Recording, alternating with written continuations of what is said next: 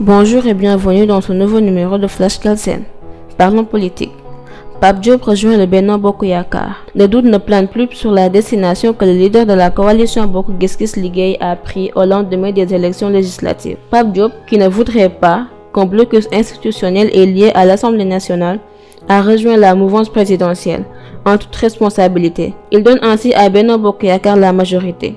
Selon lui, le Sénégal est pris en otage par un groupuscule de personnes. Coupe du Monde 2022. Sénégal-Pays-Bas sera finalement le troisième match officiel.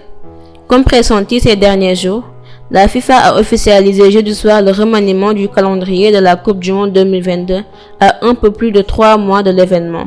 Le coup d'envoi de la compétition est avancé d'un jour afin de permettre à Qatar, le pays d'hôte, de disputer le match d'ouverture contre l'Équateur dimanche 20 novembre. Groupe A. Délocalisation de l'hôpital Aristide Le Dantec. Les exigences de la LSDH. Dans le cadre des remous liés à la délocalisation pour la reconstruction de l'hôpital Aristide Le Dantec, la Ligue sénégalaise des droits humains, LSDH, reste très préoccupée par le respect de la dignité humaine, des droits des patients et des travailleurs, lit-on dans un communiqué signé par le président de la dite Ligue, Alassane Seck, ce jeudi 11 août.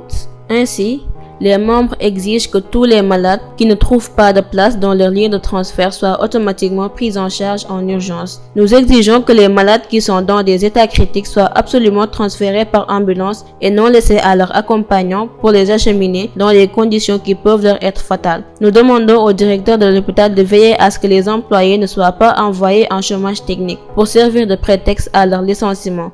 Ajouta-t-il. Mieux, la LSDH a lancé un appel au gouvernement et au ministre de la Santé en particulier de veiller à ce que le plan de redéploiement des services et personnels soit respecté dans une démarche inclusive avec tous les acteurs. Également, elle a rappelé que selon les Nations Unies, l'État a le devoir de garantir la bonne santé des populations en assurant une bonne prestation sanitaire dans ses services publics hospitaliers.